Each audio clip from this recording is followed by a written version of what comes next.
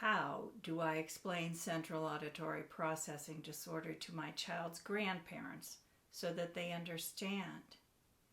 Parents ask me this all the time. I hope I can give you some tips.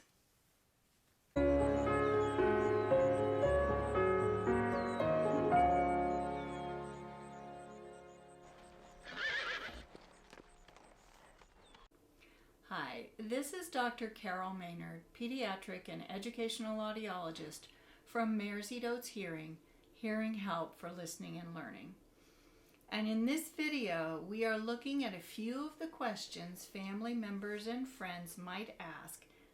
At the end of the video, I'll highlight some of the important things to remember. And if you find this information to be helpful to you, please hit the like button. Central Auditory Processing Disorder is difficult to understand and complex, but once it is diagnosed, most people find that it makes so much sense. Certainly, the easiest and most general explanation is that central auditory processing is what the brain does with the sounds the ears receive. But true as that is, it doesn't really help others to understand how it affects the person.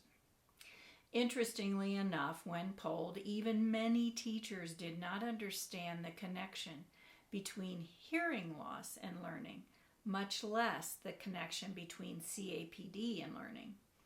If hearing loss is the invisible disability, then CAPD must be the hidden one. Let's go through some of the questions or comments you may have heard. There's nothing wrong with his hearing. He just has selective hearing. Well, yes and no. Most of the time, there is nothing wrong with his hearing.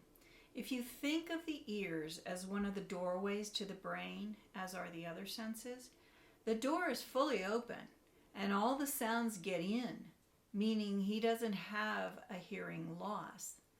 The problems begin after the sounds are in, when they're broken down or decoded in the auditory system, and it cannot be done quickly or completely. But yes, you could say it is selective hearing because oftentimes they can respond to things they are really cued into. It's like when you're in a crowded room and someone says your name, you might hear that, but not much else because it's meaningful to you. CAPD is the ultimate selective hearing. The main difference is that it is not a conscious choice. A person with CAPD may be able to process things that are meaningful or simple or in a quiet environment easily. So they often appear as if they should understand more than they do. Most of us don't even think about how we understand what we hear, but there are lots of rooms or way stations in our auditory systems that the sounds go into before we understand what we hear. At each of these way stations, some decoding happens.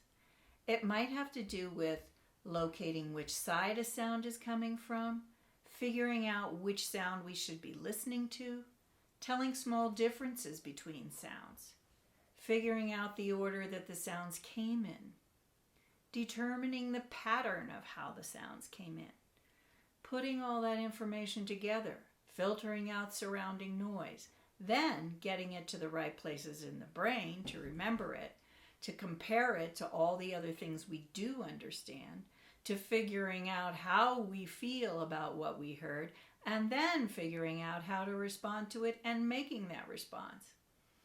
If one of these things is not performed proficiently, it will affect all the others. The brain is an amazing thing, but obviously not simple by any means. Another question might be, why is she struggling in school if it is only affecting what she hears? Much of our learning in school happens either by verbal communication or reading. Both of these things rely on having a strong auditory system. As I alluded to before, studies have shown that even up to 50% of teachers don't understand the relationship between hearing and listening and learning. Even if a student is considered gifted, a CAPD can make them appear to have a learning difficulty. CAPD has nothing to do with how smart someone is. It has to do with how easily they can use the things they hear.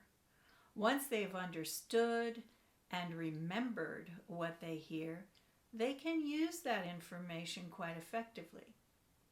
There is nothing wrong with his hearing.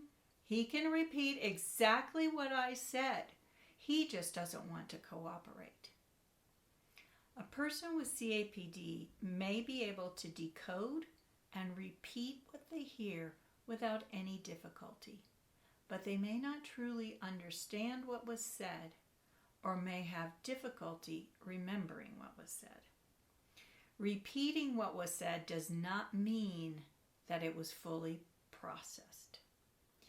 They might repeat it but think it meant something totally different.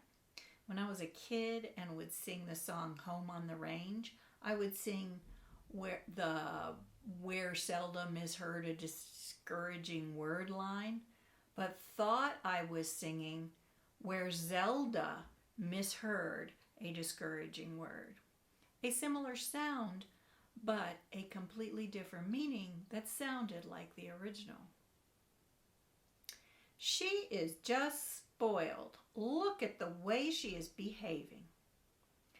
Many kids with CAPD can become very frustrated. Every day they hear something that they think they understand, only to find out that they did not. And very often they have difficulty explaining and communicating to others what they did or did not understand. So sometimes it's just too much to handle and breakdowns occur. Because they usually do not have cognitive concerns, they know that they are having trouble understanding, adding a whole nother log onto the frustration fire. You need to encourage him to make friends. Most kids with CAPD, just like most other kids, want to make friends. The problems come when they have to have a verbal give and take with their friends, who might speak quickly and maybe about things that they do not completely understand. Because it takes them longer to respond, kids with CAPD often get lost in the conversation. They may respond inappropriately. The prospective friend might find this a little disquieting and may be reluctant to maintain the interaction. Eventually, kids with CAPD may just try to take over the activity or take a back seat and stop interacting.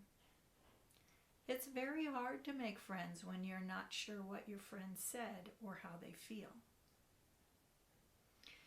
Some of the things to remember when you're explaining CAPD to others are: 1. CAPD is not selective hearing. It is not a choice that your child is making. 2.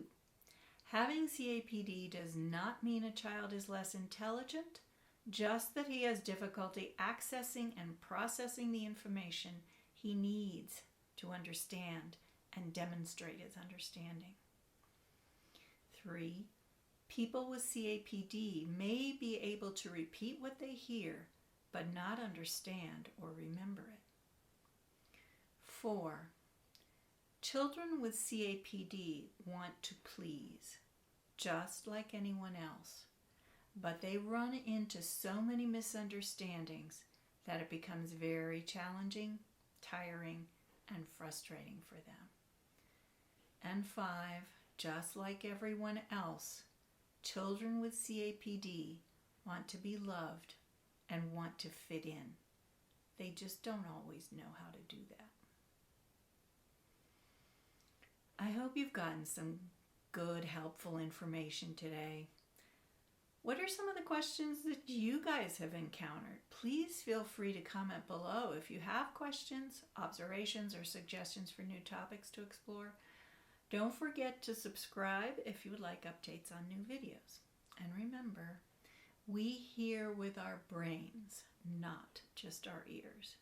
This is Dr. Carol Maynard from MaresEatOats Hearing. Be well and see you next time.